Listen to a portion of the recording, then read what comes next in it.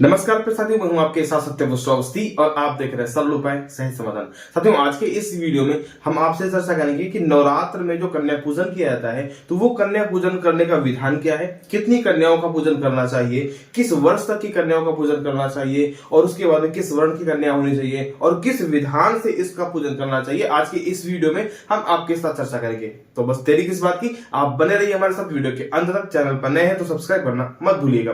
चलिए साथियों, वीडियो को प्रारंभ करते हैं। देखिए साथियों, नवरात्र के ये पावन दिन और इन पावन दिनों में माता रानी का पूजन करना, व्रत रखना और फिर उसके बाद में अंत में हवन करना, कन्या पूजन करना और उसके बाद में ब्राह्मण भोजन करना, ये सारा कुछ करने के बाद में ही हमें नवरात्र के व्रत का पूर्ण फल प्राप्त होता है। तो कन्या पूजन के विधान में सबसे पहली बात तो ये आती है कि किस वर्ष तक की कन्याओं का पूजन हमें करना चाहिए। तो देखिए साथियों, शास्त्र में 1 वर्ष से नीचे की कन्या का पूजन निषेध बताया गया है। ऐसा नहीं कि कन्या पूजन 1 वर्ष के नीचे की कन्या का पूजन नहीं करना चाहिए, लेकिन करना चाहिए। लेकिन नवरात्र में क्या है ना, नवरात्र में 1 वर्ष से नीचे की कन्या का पूजन नहीं करना चाहिए। शास्त्रकार कहते हैं जो 2 वर्ष की कन्या होती है वो कुमारी का स्वरूप मानी जाती है, 3 वर्ष की जो कन्या होती है वो त्रिमूर्ति का स्वरूप मानी जाती है, 4 वर्ष की कन्या जो होती है वो कल्याणी का स्वरूप मानी जाती है, 5 वर्ष की जो कन्या होती है वो रोहिणी का स्वरूप मानी जाती है, 6 वर्ष की कन्या जो होती है वो काली का स्वरूप मानी जाती है, 7 वर्ष की जो कन्या होती है वो चंडिका का स्वरूप मानी जाती है,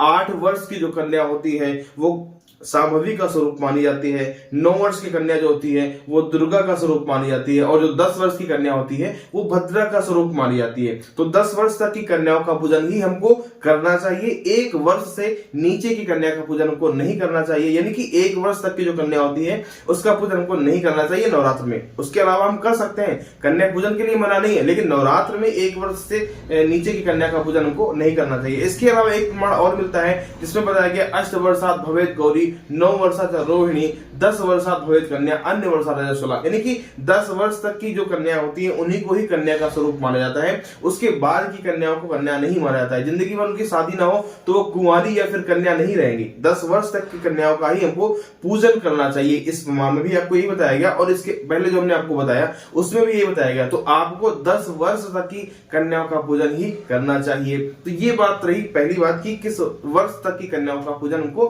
करना चाहिए। अब आइए समझ लेते हैं कि कितनी कन्याओं का पूजन हमको करना चाहिए। तो देखिए साथियों, शास्त्र में तो यह बताया गया कि प्रतिदिन के हिसाब से एक एक कन्या का पूजन करना चाहिए। जैसे कि नवरात्र के पहले दिन आपको 1 कन्या का पूजन करना चाहिए, दूसरे दिन 2 कन्याओं का पूजन करना चाहिए, तीसरे दिन 3 कन्याओं का पूजन करना चाहिए। इसी तरीके से 7वें, 8वें और 9वें दिन 9 कन्याओं का पूजन हमको करना चाहिए। लेकिन यदि आप एफर्ट नहीं कर सकते हैं, इतना सामर्थ्य नहीं है, क्योंकि इसमें झंझट भी बहुत होती है, खाना बनाना, फिर बहुत सारी पूजन करना, रोज की प्रक्रिया अलग अलग होती हैं, तो हो सकता है आप ना कर पाए। तो फिर इस स्थिति में आप ये कर सकते हैं कि नवरात्रि के 9वें या फिर 8वें दिन आप 9 कन्याओं का पूजन कर सकते हैं। इकट्ठे एक ही दिन आप 9 कन्याओं का पूजन करिए और आप पूर्ण फल प्राप्त करिए। तो ये भी आपका जो संशय था वो भी दूर हुआ कि कितनी कन्याओं का पूजन करना चाहिए। आप प्रतिदिन 1, 2, 3 ये कर सकते हैं, या फिर आप 9वें या फिर 8वें दिन आप 9 कन्याओं का पूजन कर सकते हैं। अब एक बात और आती है कि किस वर्ण की कन्या का पूजन करना चाहिए। देखिए भाई, कन्या तो कन्या है, इसका वर्ण जाति से कोई लेना देना नहीं है, लेकिन फिर भी शास्त्र में बताया गया भावो ही विद्यते देवा तस्मात् भावो ही कारणम। भावना यदि अच्छी है, भाव है, तो ही आपको उस पूजन का पूर्ण फल प्राप्त होता है। यदि आपके भाव बिगड़ रहे हैं किसी और का पूजन करने में, तो निश्चित रूप से आप मत करिए। आप ब्राह्मण हैं तो ब्राह्मण कन्या का पूजन कर सकते हैं, वैश्य हैं तो वैश्य कन्या का पूजन कर सकते हैं, क्षत्रिय हैं तो क्षत्रिय कन्या का पूजन कर सकते हैं, शूद्र हैं तो शूद्र कन्या का पूजन कर सकते हैं। लेकिन यदि ये कन्या नहीं मिल रही है, तो हमने आपको क्या बताया, किसी भी वर्ण की कन्या हो, आप कन्या तो कन्या होती है, किसी भी वर्ण की कन्या का पूजन कर सकते हैं। हाँ, लेकिन हमने आपको बताया ना, भावो ही विद्यते देवा, भाव में ही भगवान विद्यमान होते हैं। बड़ी आस्था, श्रद्धा और भाव के साथ में आप पूजन कीजिए। यदि भाव नहीं है तो फिर पूजन आप मत कीजिए, उसका आपको कोई भी फल प्राप्त नहीं होगा। यदि भाव है तो ही आप पूजन कीजिए। किसी भी वर्ण की, किसी भी जाति की कन्या हो, कोई लेना देना नहीं है। कन्या तो कन्या ही है ना, माता का स्वरूप होती है, साक्षात माँ दुर्गा का स्वरूप होती है कन्या। तो कन्या कन्या ही है, आप बिल्कुल कोई भी दिमाग में फितूर मत रखिए, कन्या को कन्या समझ करके पूजन कीजिए, बड़ी आस्था श्रद्धा और भाव के साथ में कीजिए। किसी भी वर्ण की कन्या हो, कोई उसका लेना देना नहीं होता है। अब आइए समझ लेते हैं कि इसका विधान क्या है। तो देखिए साथियों, सबसे पहले क्या करते हैं, कन्या को अपने घर में बुलाते हैं, उनको पहले निमंत्रण करते हैं, निमंत्रण के बाद में अपने घर में बुलाएंगे और बुलाने के बाद में किसी पात्र में उन कन्या का पैर धुलेंगे।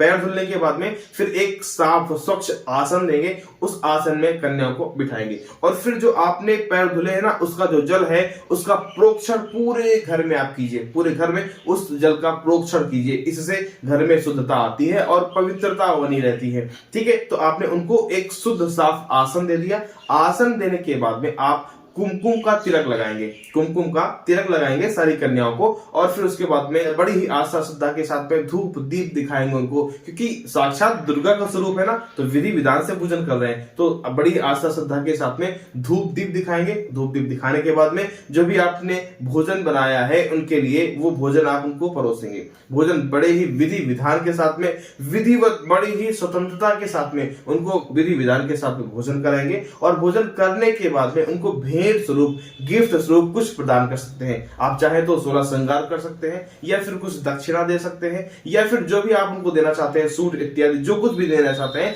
वो आप उनको भेंट कीजिए और फिर उसके बाद में उनको विदा कीजिए। तो ये कुछ प्रक्रिया थी कन्या पूजन की जो हमने आपको बताई। तो कन्या पूजन आप इस तरीके से कर सकते हैं। तो आशा करते हैं जो कुछ भी हमने आपको बताया था वो सब कुछ आपको समझ में आ गया होगा। यदि नहीं आया है तो आप कमेंट में जाकर के पूछ सकते हैं। तो मिलते हैं अगले वीडियो में, तब तक के लिए नमस्कार।